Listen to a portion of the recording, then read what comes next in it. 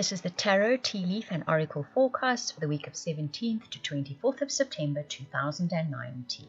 Like a personal private reading or those incredible soulmate readings, please contact me via the links in the description box below. That is via my website. You will see it below. This reading is for all star signs. We have a look at the dominant energies that will be around in this week that should touch on some part of your life, if not tell the entire story for you. First, I'll read the tea leaf cards. These are the predictive elements coming in, and I'll read what it says on the cards, and then I'll discuss the story ahead. So the broom says there's a new home and a new attitude. The fan says romance, celebration, party. The turkey says someone is behaving badly. The ear says good news. The flag says, do not be tempted to lower your standards. So, we start off the week with a fresh start on some front. Some of you may be moving home. Many of you may have the opportunity to move home this week. Or you have a fresh attitude. You just start things with a fresh attitude. This is cause for celebration. For some of you, in fact, there could be romance involved with this fresh attitude. That gives you a definite fresh attitude. Or you're celebrating finding a new home, or you're celebrating the fact that you are going to be moving. There even could be a party of some sorts. There is someone that has been misbehaving in your life. Someone's been behaving badly, someone's been upsetting you, someone's being silly, someone's being ridiculous, whatever the case may be. But this week, good news comes in with that situation. Something shifts it.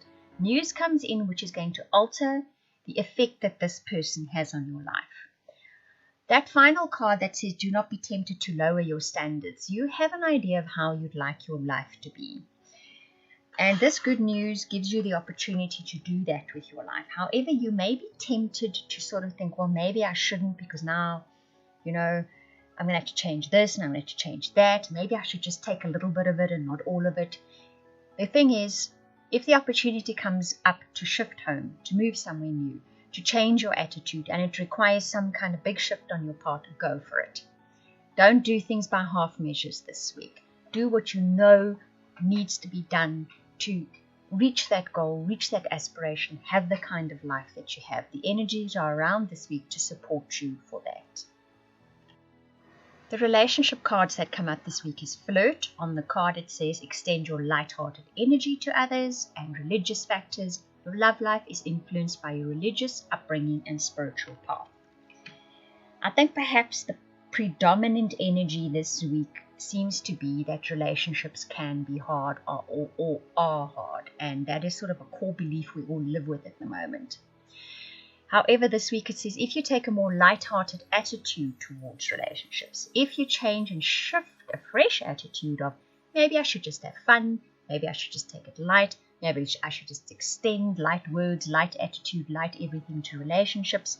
You're going to shift a core belief that has perhaps been hampering one, either existing relationships, or two, finding the kind of relationship you want in your life.